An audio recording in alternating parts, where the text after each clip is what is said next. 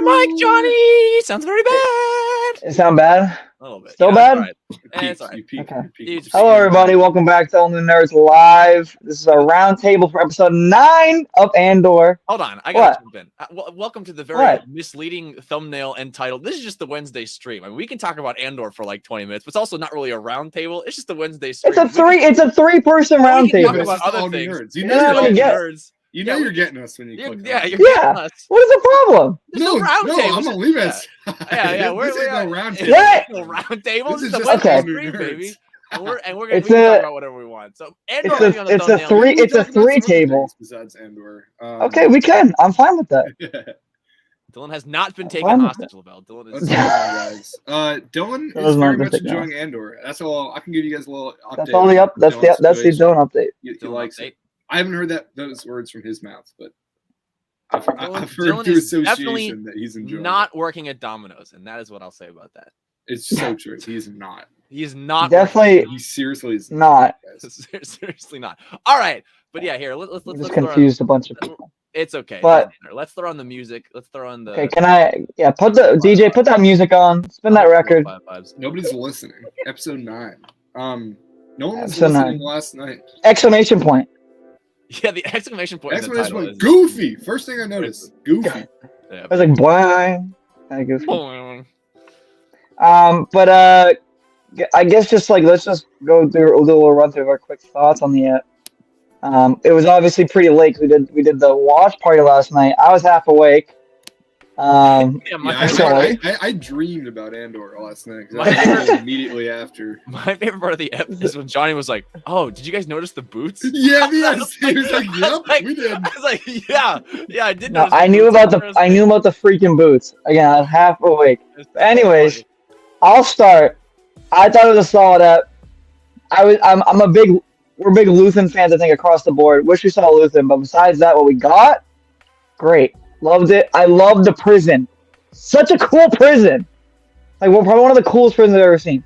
But yeah, no, I like the suspense of like what is going on like on the other floors was like so interesting to me, and the way they were doing that throughout the episode. Like Andy Serkis's characters like stressing out. Everybody was sweating, shitting their pants. It was a mess, which I really liked. And I was like that all the lights going off was because they were shocking an entire floor, and all that energy was like. I was like, oh damn! Like I didn't even get that to the end, but when you watch it again, stuff you understand. So it's starting to align. And like the power is out. When you watch that, when they're on the hallway, and you realize like 100 people are being just executed, like during that moment, and when everyone's like panicking. I don't know. That's cool. That's crazy. Like this show is so dark, and just very, and it's good. Man, it's good though. It is good. I really liked it. I'm very excited to see the final episode in this arc. Very much looking forward to that. And so far so good. So Gibbs, Ben. Okay, a little dance move. I didn't know it was a dance. Yeah, what is a dance stream? A little dance party stream. Okay. This guy gets a new haircut. This guy gets a new haircut. I know, he's a new man. You get the Luke haircut, and he's doing a little dance. I'm excited. It got me excited. It was an awesome episode. Good. It was an awesome you bring out no Luthen, which is disappointing, but Levi made a great point last night. Yeah. His presence was felt. You know? That's the big thing there. Good point. Yes, absolutely. We'll talk about that a little bit, going forward. But obviously, he's playing the chess, not checkers here, and it's. I cannot wait to see how that plays out. But yeah, no Luthen. But yeah, fantastic episode. Come on, the prison so tense. Brent, it's Andy Serkis with an S. It's Andy Serkis, not Andy Serkis. It's Serkis. Serkis, right? I'm stealing a steak from a friend of ours, but more character development for Andy Serkis. Yeah. In 2 episodes than Reva and all of Kenobi. Bill Burr the GOAT. Andy Serkis the GOAT. I don't know if I'm gonna fight. I'm not. He's in the upper echelon of Star Wars characters. Amazing takes. Actors. I'm throwing it out there. Yeah. Andy Serkis is the GOAT. Totally stole this episode, in my opinion. I would agree. Levi. God, the climax of the episode is him just saying there's 12 men on each floor, and you're just like, yeah! just him saying that is like a peak moment. It's just him delivering a line. Because obviously he's been so against it this whole time. The whole episode. Like, or just trying to finish out his sentence. It's so good, but I don't think another take that I will steal as well. I saw a lot of stolen takes today. A lot of I saw a lot of analysis on the episode. But Mesa Windu on Twitter, he pointed out that, and this is not something I really thought about, that Dedra and Cyril, because personally Dedra was my favorite part of the episode. This was a big Dedra ep. And Dedra and Cyril, Dedra is afraid in that moment that Cyril confronts her, because she realizes that Cyril is just exactly what she is, but on a less fortunate career path. Like, she is just as obsessed with Andor and just as obsessed with like the exact same things, except he's like, he doesn't have any of the resources, so he just seems like a crazy person. And she's like, well, am I just a crazy person? Like, is that what I am too? And in that moment where she gets in the office and her adjutant is like one-upping her in the meeting room, and like maybe he's coming for her, and like he's already sent Gorst, and like he's doing the exact same thing. Gorst, Gorst. I know, but on the real, Gorst is terrifying, because the happy like, I'm gonna kill you, like, oh my god. But the fact that she's realizing like, oh my god, like, I don't think Dedra's gonna become good or anything, but I think that she's like, I don't know, she realizes that she's gonna get worse before she's got to go darker, and it's like, damn, I don't know, it's so well written, it's so good, I love it. I wanna touch on Bix. I don't know if you guys saw this news. A Laker, let's see what his name was, Daniel RPK. I don't know if you guys probably heard of him. Yeah. Sort of unreliable, typically. No, mid source. He has some good. What was his biggest thing that he was wrong about? I don't remember. He's a big. Anyways, whatever. Either way, he's saying that Adria Arjona, woman that plays Bix, is rumored for another project outside of Andor season 2, potentially a spin-off show. Spin-off? I don't buy it. Showing up in another show though? I don't know. Yeah, are we saying? Are you like saying like in terms like a big spin-off? I'm not saying that he is. But that's it. Yeah, no. I don't. I don't buy that. More so though is that she's tied in with another project outside of her being in another show. Sure. It's called Morbius 2. Yeah.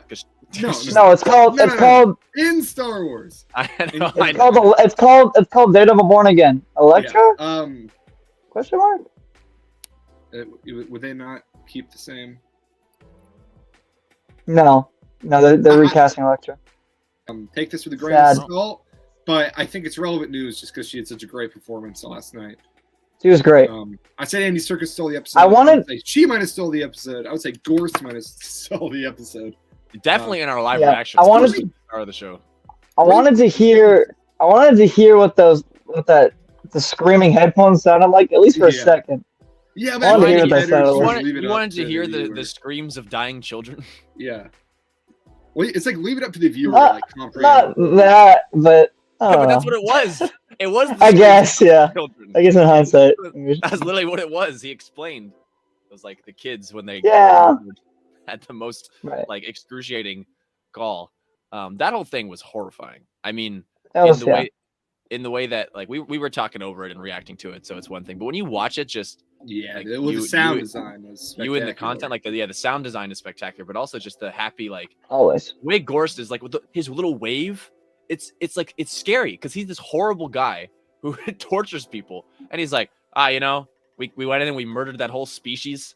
And you know how it went. Like, yeah, that's whatever. But hey, when they died, we got this really cool thing, and let me torture you with it. It's like, it's horrible, dude. It's also this show has never made me hate the Empire more. And obviously, the Empire are the bad guys. But in almost every other Star Wars project, the Empire has so many incompetent like officers, and there's always like, oh, the stormtroopers can't hit anything, and like it's always like they seem hella competent in Andor. Bad, but they're also bumbling. This is like they're incompetent in a different way. Like, I think the point they keep driving home with Andor is that they're like too proud, like to even. No, exactly. The fat and satisfied thing.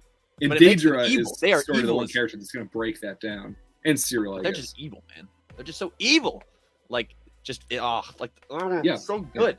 See, well, that's the thing. Evil. Like, you're sort of rooting for Daedra through these like first In a way, episodes in the ISB, because you see her working with her like her other coworkers like in the ISB, but then she crosses paths with with another side character. Yes, and the shot, not even just the sound design, the shot. Well, that's what he said in that. That's what he said. He said the sound effect of the high pitched scream. Then door closing. As in the shot. He's saying about the sound. Saying. Okay. Just read what he said. Did you guys pick up on the sound effect? You guys pick up on the sound effect of the high pitched screech. Then door closing. And door closing, which is what happens in A New Hope. The camera pans down as the door. Okay. I got you. I would have said the shot of. Okay. I can't say anything. Better. Anyways, good part. I was saying good part. Yeah, you were saying. No, because Daedra now, like, she's really like, she's like, oh, we're not rooting for this character again because she's torturing one of the good guys, and she brought Tim dying now, which is pretty hype. Like, we like that. Yeah, we like that. We like that here at the All New Nerds. So anti-Tim. I was thinking about. I actually spent some time this morning to watch all of the.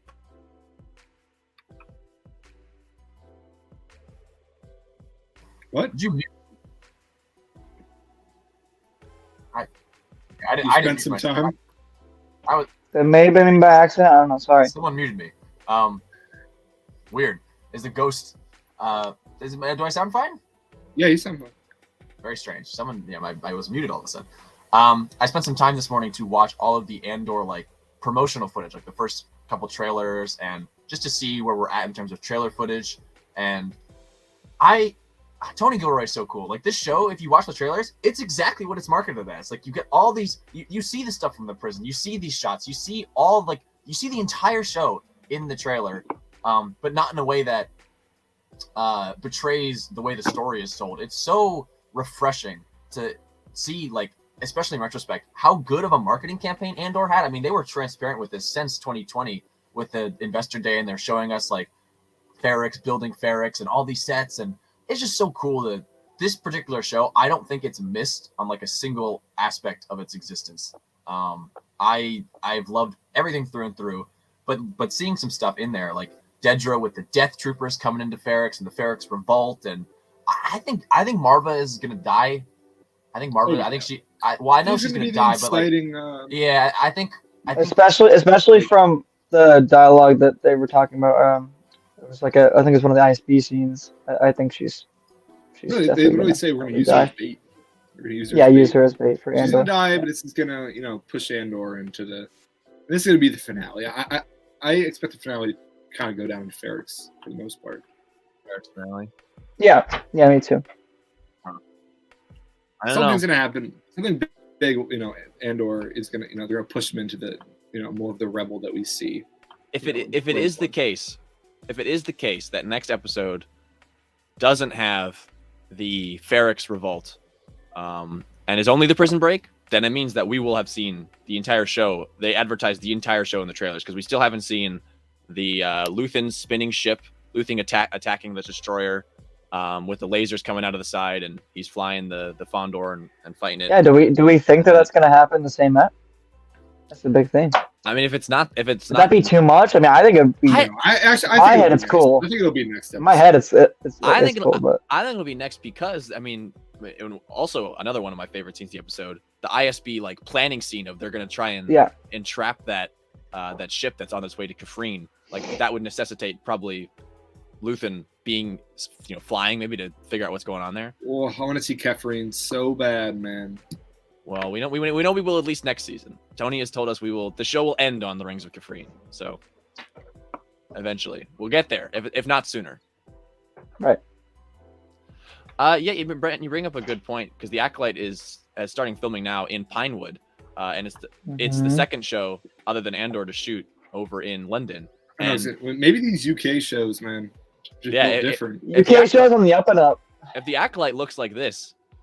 Woohoo! Well, That show with lightsabers. I want to just with lightsabers, dude. It's not just the it's not just the visuals of it. I think they're getting like side actors all from England. These are all like English like television actors. Isn't one of the guys from Squid Game in it, or the main guy? Right. An Acolyte, yeah. Making that up? An Acolyte. Yeah. I'm just talking about Andor. I don't know much about British television, but I do know that a lot of these side characters are like pretty like well known, like juggernauts in the British like television. So either way, like all the side performances are just like amazing in the show. Like we hate Tim, but he was great. Like these are just small side characters that come in and steal the show instead of just being there. And that's one of the points I wanted to make also about the advertising is not only does it not misrepresent, but like it really respects its audience. Like I was watching the trailer and you have all those Linus Mosk lines. Remember him from the first 3 episodes where he's like pockets are fermenting, and like that theme has continued. That character is probably not ever going to be in the show again, but he made his impact in those 3 episodes he was in. And like this is the first arc. Yeah. First arc. Yep. But yes, but because his it's written so well, like I don't feel the need to be like, oh, why? That's like it's not like a dropped plot thread. Like they're just characters in the world, and it treats them as such. And it's just I really respect that. It's really cool to have something where you don't need to have like it all ties back together. Like I will forever have him sipping on the flask with his gun, stressing out in the middle of Rick's Road. Like and Andor escaping. I'll always have that moment. I don't need necessarily more Linus Mosk, even though I have Catman jumping in the background. Yeah, and Catman, like even though I was like, I love Linus Mosk, he's my favorite out of all these characters. Just the fact that he existed in the way they presented it, and that's just one example. There's so many of these side characters that just are, and I love that. I love the way the show just depicts the universe. I hope Linus comes back though. Come on. I think it's a show that has done the most. I feel that it's done the most world building, out of any recent Star Wars shows. I guess it depends on how you classify world building. Mando and Boba have done a lot for New Republic. Yeah, man. I mean, I would say like even true, but like I guess I mean more like in depth. Like I don't know. I would say more. I feel like we really get a feel of the streets themselves. Yeah, that's what I'm saying. Like, if you want a good idea of what the universe is like outside of your protagonist, I would say the show does a good job. Yeah. But like Rebels, like shows you like. No, I was trying to find a better way to say it. Ship by ship. No, I know. It's pretty incredible. One thing I like to bring up, Simp Cyril, for this set. He had like a very long, kind of awkward scene, but I think it was effective. It gives me like House of Dragons, Game of Thrones vibes to it. I don't know. Like it has this like his character or that scene. Both. Like his character has this weird like sexual drive that like affects his motivations, which is something you just never will see in Star Wars. And like when they talk about this being an adult show, like it applies in all over the place, whether it be like torture scenes or like, but it takes its audience seriously, like Levi was saying. Like it demands your attention, and it has stuff like that where it's like Cyril is like. Has this like authoritarian like simp vibe. Like he's just like so in love with power and like being commanded. Like, yes, and I love it. I know it's funny. I mean, you see, I made this comment about the scene earlier, that like Cyril literally to him an ISB interrogation was like some form of attachment or connection. It was an interrogation, and then from that. Like this is what I was talking. I was speaking on Dedra earlier. Why I liked her so much in this episode. She is so afraid after that conversation. I'll say it again because she sees that he is exactly what she is, just without the resources of the Empire. He is exactly the same way. How he's focused on Cassian and the power stuff. Like I mean, yes, I agree that there were probably like romantic undertones there on Cyril's side, but that I don't think was the driving force of it. Like he was just so obsessed with power. Yeah, I know. There, but I'm saying. And for her to sit in that office, I know, but for her to sit in that office immediately and seeing all this shit around her, she realizes that she's just as crazy as he is. And that is what was scary to her. And that's why I like that scene so much, because of the way Denise Gao acted and played that scene later. And the way, like I said, her assistant, her adjutant, is one-upping her. He already sent the doctor to Gorse. He comes in the meeting like, oh, he was clean-shaven, and he's taken over in the meeting. And she's like, what the hell's going on? Like, all these people around me are, like, we're all crazy. And I have to become, like, oh, it's going to be so good. And I think she's going to go to Cyril because she realizes if she can't use him, people like him are going to end up killing her. Right. I don't know, man. I see. Yeah, I'm definitely sensing a recruitment of some sort. Yeah, but I don't see them having a straight up romantic like inclination towards each other. No. More like. No, I think she's gonna get him killed. I think she's gonna use him to death. Yeah, sure. I hope not, because I want him in season 2. Yeah, I'd hope not. Oh, I think she's gonna use him on Ferrex as like, hey, come back to Ferrex, like, I don't want to see him take over. No, actually. Well, no, I like Dedra more than I do Cyril. Dedra's. I like Dedra, but he's a lot of avenues. When we're not seeing him in those situations, like he's just like sad, depressed man eating cereal, getting yelled at by his mom. He do be eating cereal. So clearly, that like what fulfills him is this sort of like this drive of he's just an authoritarian. He loves order so much. Yeah. And I think a lot of people were saying that they thought he was going to have like a redemption, like rebel arc, but no, this ain't your classic Star Wars. I never got that vibe. Typically, in the first few episodes, like when he became like really disillusioned at the end of the Sullen Ferrex, like it seemed like maybe he was like, oh, like he wants to, like he's not into this, but no, he's all in. I don't know. He just seems so passionate about like getting rid of like any sort of rebellion or any kind of like kind of street rat kind of guy. He wants power. He wants to rise. Like yeah. That's why I was like, I don't think he'll become a rebel. But. In most Star Wars, this guy goes on a redemption arc and becomes a rebel, like general, like 9 out of 10 times in Star Wars. So. So thumbs up for. Well, I mean, I guess we don't know, but I'm gonna assume that. Yeah. It's safe to assume. We'll. What? What did you just say, John? I don't know what John said. Yeah, you're like I cut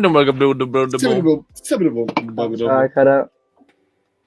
No, the audio's coming through. Yeah, I don't know if it cut out. I did not notice that, Brian. But I'd have to look at it again. But any Rebels connection, I'm there. I'm a happy man. I was thinking a lot about that as well as I watched the trailers, which, like I said, clearly were of the whole show. Is that next season, man, when we're jumping a year every 3 episodes, the amount of just like the sandbox that Tony Gilroy can play in. Johnny, can you mute? I think your roommates are talking. Am I not muted? You are not muted.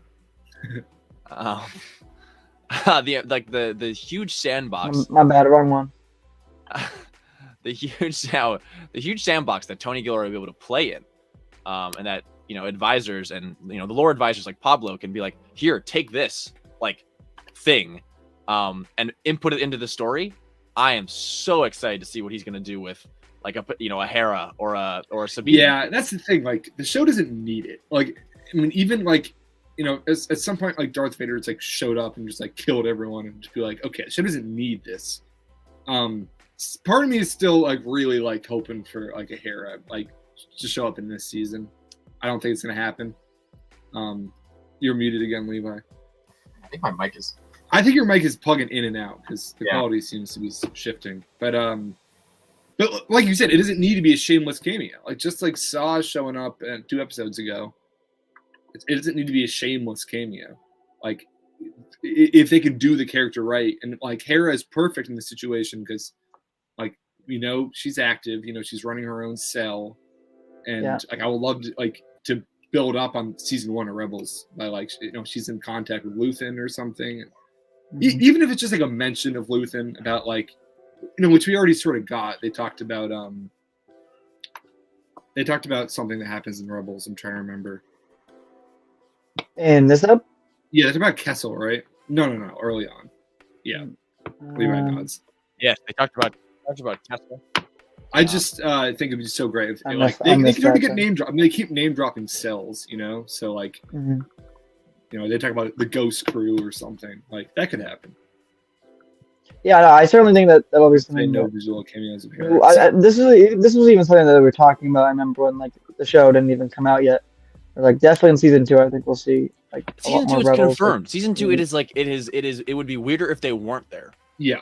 But either way, yes, because Mon Mothma literally declares the Rebel Alliance with Hera right here next to her. Like, come on, like she's gonna be there. She's gonna be there. But the question, I just gotten sort of the vibe recently that they like to bring in these characters that are going to be big in another show sort of first to like test the waters. I don't know if that's just like me like projecting about that, but something like feels right to me about Hera showing up in this show, or more likely Mando season 3 before we launch into Ahsoka. Well, I mean, we know she's cast because we saw. Yeah, she's in Ahsoka. No, she's in Ahsoka. We know that. Like, that's what I'm saying. I think she'll show up in something before Ahsoka. I think that's sort of like the new thing they're doing. So potentially Mando. I don't really see where she fit. I think it might be the other way around. I think because we saw her with our eyes in Ahsoka, that it's going to be her and Ahsoka, and then Andor season 2. Then Andor. Because Andor season, we don't know when season 2 is coming out yet, too. Yeah, I know, but like I think what they've done, with Boba and Ahsoka specifically, they make appearances and he's in other people's shows before going on. Yeah, that's fair. Like I think it just visually they like to test the waters and sort of like see what the reaction is, maybe. Yeah, I don't know. I feel like Ahsoka is kind of like a full send kind of show, so I feel like they're just gonna establish. I think Ben's just making a point about the way that there's 2 consistent examples of they've been doing it, out and doing spinoffs. And like it makes plenty of sense for Hera to be in either one of Andor season 1. Less Andor season 1 because we're coming so close to the end. Yeah, Mando 3, I would not be surprised if she was. I do think though, I don't think it's crazy to hold out hope that at the very end of the season, when Cassian and Mon Mothma eventually meet up for the first time, that it's at a meeting of some of the cells. Exactly, that's what I'm saying. I would not be surprised. I don't think that's like I'm like 80 to 90% sure though that they're gonna get a name drop, a Ghost Crew name drop, or something of this sort. We've already had multiple references to events in Rebels. Or just something maybe a little more direct. You missed the Kessel one, Johnny? Were you not around when we talked about that? The Kessel. What was that? In episode 4. I don't know. Luthen. A while ago. Just about. No, it's at it's Dedra. They're at the ISB meeting. They're talking about all the Rebel activity, and they talk about how there was an event on Kessel. Which is the beginning of Rebels. Oh, yeah, they said that. Yeah, I do remember that. Yeah. Yes. And then obviously all the Gorman stuff is straight from Rebels. Yeah. So straight from Rebels. Yeah. And I hope we see that. That's what I'm saying. Like Tony's saying we will. The Gorman massacre is part of the episode where Mon Mothma literally declares that the Alliance is a thing, and the Ghost Crew is a huge part of that. You think it'll be the last arc? No, I don't think it's like coming to. No. Well, no. What do you mean? It can't be the last arc. It happens 2 years before. It'd be like in the middle of the show. 2 years before. I'm shocked we haven't seen Bail yet, thus far. Honestly. Me too. I feel like he would totally just fit in to be at like one of Mon Mothma's parties. Once again, a character who will definitely be in season 2. I know, but no, I would be shocked if he's. I hope to make a cameo on this. Yeah, Johnny, what's confusing you? It couldn't be the end of the show because. I misunderstood the timeline. I forgot when it was. Yeah, the Rebel Alliance gets declared. Yeah, no, it's 2 years. So it would be in season 2. Yeah. It will be. Tony Gilroy has actively said it will be in season 2. It is a thing that he has openly said. We will see that moment. I know. It's hard to speculate in the show because Tony's like, yeah, this is what's happening. This is what's not. Just like with the earlier, you mentioned Kafrene gets mentioned in this episode. Anchorman, which is from. He is here. Rogue One. The Rings of Kafrene is where you meet Cassian and Tivik in the opening of Rogue One, and Tony has also said. We will see Tivik and Cassian on the Rings of Kafrene at the end of Andor season 2. The show will literally go right into Tony be saying a lot. So, unless it changes. Tony be speaking. Tony be speaking, dude. He speaks. He's been saying Johnson power. Lucas. He does. Wayne Johnson power. Wayne Johnson. Do you? He did lose. Here's a question. Check out Real Space and Podcast where we talk about that. We haven't talked about Vel at all. Or I accidentally came out today. Okay. The podcast. Yeah. or Luthen's impact on the episode, because I think it happens. Some Vel, man. It happens through Vel as well, because Vel is obviously. Oh yeah, I forgot Vel was in this episode. Yeah, good character. Mon Mothma's cousin revealed. I know. Mm-hmm. Cool. I thought it was tragic, or just it hurt the way that she repeated Cinta's line to Mon, even though she knew, like, Vel doesn't want to do that. Like, she said that, like, we're rebellion, we fight to the last or whatever, like, we can't focus on, like, that was what Cinta was telling her on Ferrix last episode. Vel was not having it, and now here she is, like, with sorrow in her eyes, like, telling it to Mon Mothma. Like, I don't think she believes it. She knows the Cinta's right. Yeah, no, I think Cinta's wrong. No way. Cinta's wrong.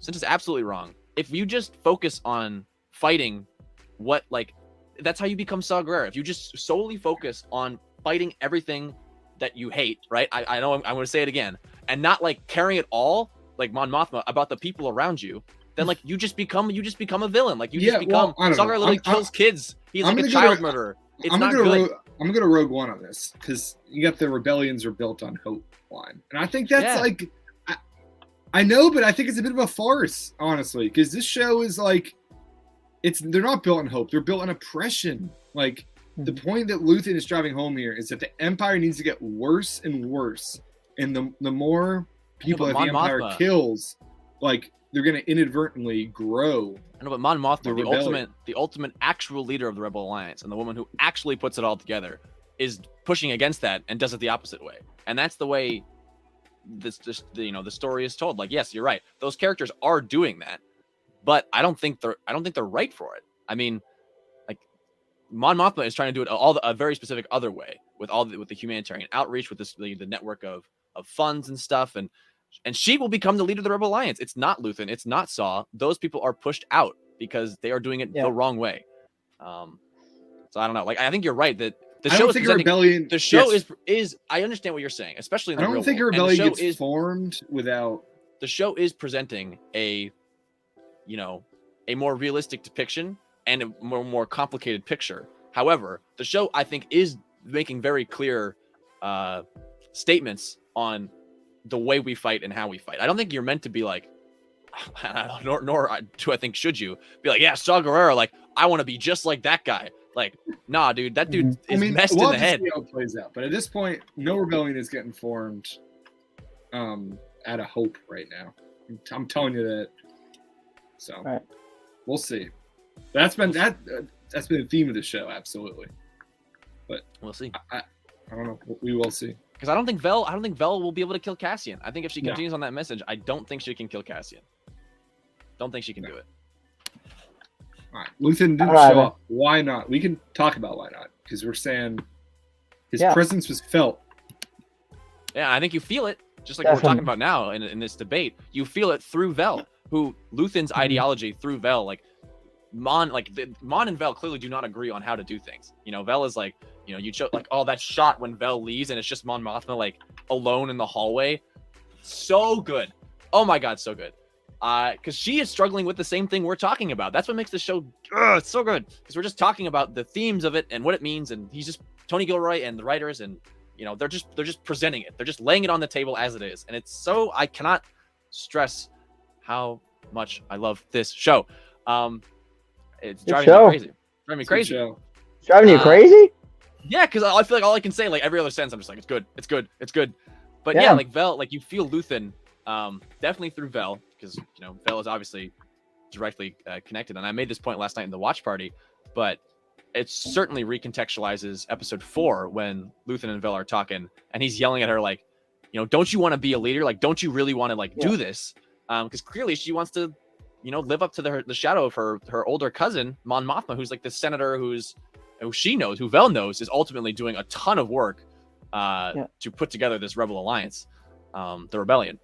And clearly that's weighing on her, and she is willing to make these sacrifices to get up to that level, which once again, when we watch it, puts even more just stress on the Aldhani heist and what it means to Vel and everything she's doing. And like that moment, like when she's on top of the dam and she can't jump over and she doesn't know whether or not she can do it.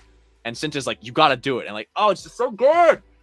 I love this fucking show, dude. I want to more specifically touch on the plan that the ISB is going to set forth at the end of the last episode. That was such a good scene. That was, I don't know what was my favorite. No, my favorite scene was definitely when everything was going to shit in the prison. But anyways, yeah, really good scene. But Ben, go ahead.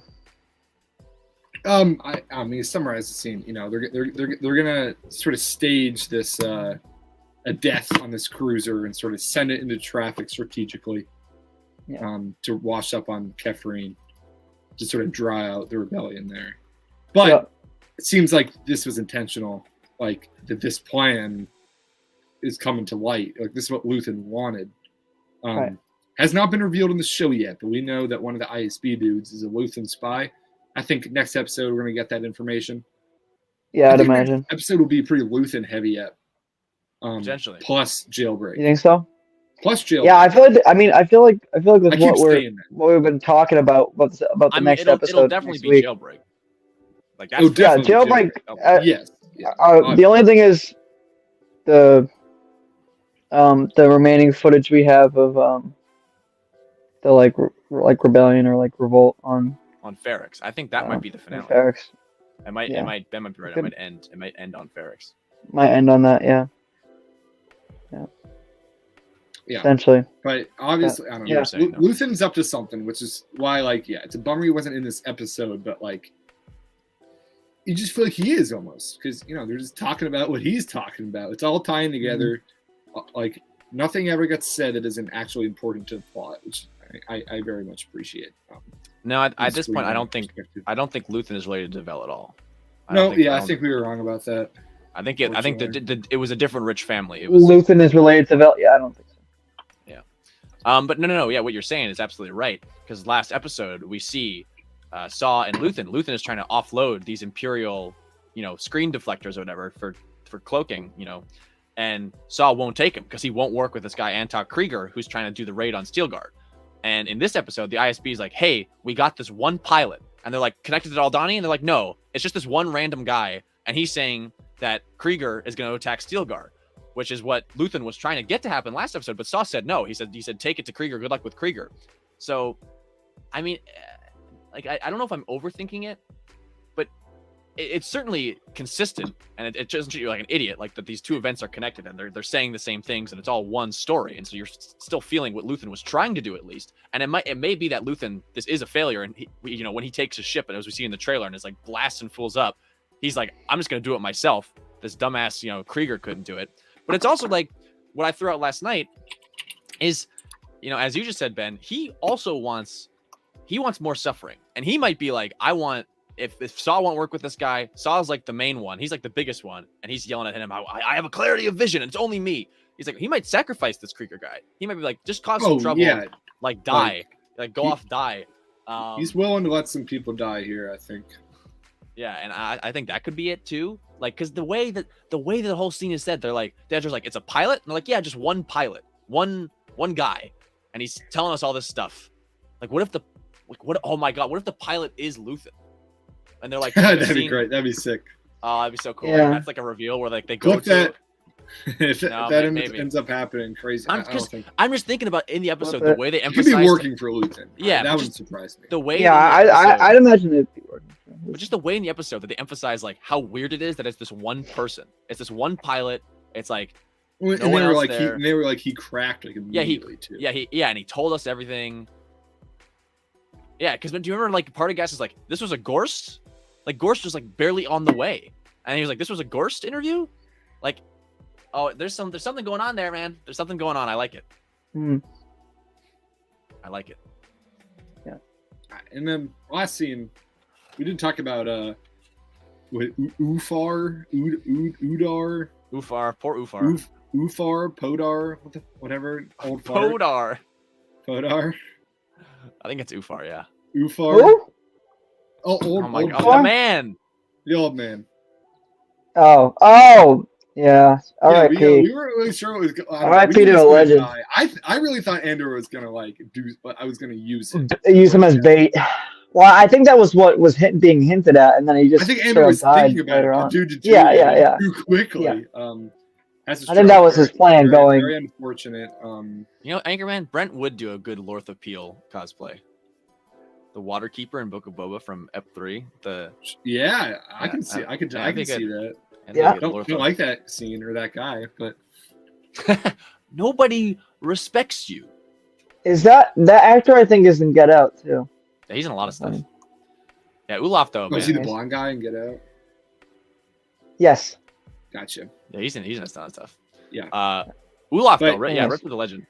But well, this is this might be a dumb question. I don't know if this went over my head, but if the idea that the guy is from 3, gets out, his sentence is over, he goes down to 2, and to repeat, to keep going. Well, I think the idea here. Why does he not tell people? Well, he did. That's why they killed them all. I think I know there was an accident. If this is, I know, I get that. But if this has been going on, why does that not happen? No. I think it was phrased as they accidentally sent him into the same prison. Yeah. Like the prison guards messed up, and they sent him in. And they're after they just sent him to a prison. Yeah, like he was. They've been cycling through different prisons. That wasn't me. I know. I think he was supposed to go to a different prison. Yeah. But even if they sent him to another prison, because on that planet we saw a ton of those prisons. Exactly. Like another. Just another one of those. But they accidentally goes to one of those. Yeah. And then everyone is in there knows they're not getting out. Yeah. Yeah, I think but they made the mistake of keeping them in the same one but on different floors. Yeah, the way it was phrased in the episode is because they keep emphasizing each episode how the prison is like some of those dudes are kind of lax and they're making mistakes and the timing is kind of off and they accidentally sent a guy back into the same prison. I know, but it's like killed everyone. The idea that I like so much is that the workers are like they work hard because they have a big text. They have a big text in the room that says how many days they have to get out. It's like the idea of freedom is what's keeping them going. No, I know. I think they like a totally. It might make more sense. They go to a totally different planet, like different prison. They're still in the system, but they're just. But you think this next planet, just like next prison, is just. They're just like slaves. It's like Kessler or something. They just work them to death. Yeah. Like you see it, and it's not. Yeah, crazy. but then, I don't know. To me, it's not worth the trouble of going through the whole like illusion of you're getting out anyways. Like, these ones, while they have that but it keeps them motivated. Have a lot of productivity. Yeah, it keeps them motivated for a few years before they get sent off to just the straight up slave. Well, exactly. So if you keep that or they die. And you keep replacing people, and then you have these like for a few years these really high productivity prisons, and then you throw them out just to like manual labor in the mines. Yeah. Like I guess I just feel like it's sort of maybe it's a well thought out system, but it's an evil one nonetheless. Yeah, I don't know if it's the best thought out. I don't know. I think they made it very clear that it was the prison, like the prison guards, the Empire, who made a mistake by accidentally sending that guy back in. No, I know. I get that. But yeah, I just think it's sort of weird they go through this whole charade. What's to keep them motivated? Like those places are like pumping out, like that whole structure pumps out the most efficient, like whatever those parts are, that place is doing it the best.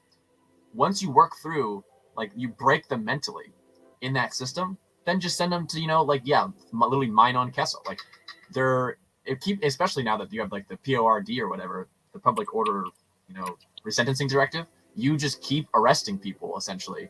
And then you have you have an infinite supply. Like Cassian says in the episode, I love that he acknowledged it. They're cheaper than droids and easier to replace. You just like arrest someone on a random plan, you throw them in there, and they work themselves into that system, and then you just you keep those areas. The productivity is always up. I don't know. It makes sense to me. It's sadistic, but like it makes sense. I had the same thought you did though about like it can't be the whole prison. They can't recycle through the whole prison because they would know. Like they would talk to each other. I know. So good stuff. I think the idea is just those prisons are the high productivity ones, and it's all just a lie. It's all just a lie, big charade. Because it's not like we don't know the Empire just has slaves, like and just makes slaves work this whole time. Like they enslaved all the Wookiees. They enslaved we see it in other stuff. Like they just make people work. This whole thing is just to mess with their heads. Pretty cool. Like literally, that's why they have that. It adds more context to the whole with the shore troopers, that arbitrary sorting scene where he's like, "Oh, where are you from?" Like, "Oh, you're on this one. You're on this one. You're on this one." Like, I think it's just completely arbitrary. Yeah, Andor and Melshi will probably be the only survivors. I want Kino to survive. I want Kino to survive too, but I don't know. Yeah, I gotta say. I think everybody else is. We've covered the episode. I gotta get going. I don't know if you do want to keep going on about. We can wrap it up. I mean, well, we pretty much covered all of it. I think. I mean, unless there's any news we want to talk about, which I don't. Can't think of anything. I mean, I think we covered it pretty well. I think we covered it. Yeah. We need to watch pretty last night, so the thoughts have been out there. Thoughts have been out. Yeah. Thoughts have been out. All right, guys. Well, Now, so nice go and check out our podcast that just dropped today. It's a good one. It's a fun one. It was a fun one. We're in Halloween costumes. Halloween one, late to Halloween, but it's a fun stream too. So yeah, absolutely. Yep. A lot of good thoughts. Thanks so much for coming around. We will be back next week for episode 10. 10. Woo! Crazy that we're on episode 10. I know it's sad because it was like it's a 12 episode show, and all of a sudden. Hey, but then we'll get Willow. 8 weeks of Willow. I want to talk about Willow. We can talk about we'll see, maybe. we can do it. Yeah. It's like Star Wars little brother. It's Lucasfilms. That, then Bad Batch, the Mando. Start of next year, gonna be.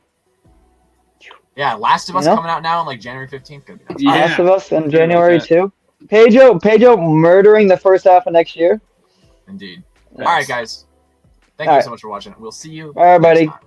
Bye. Bye.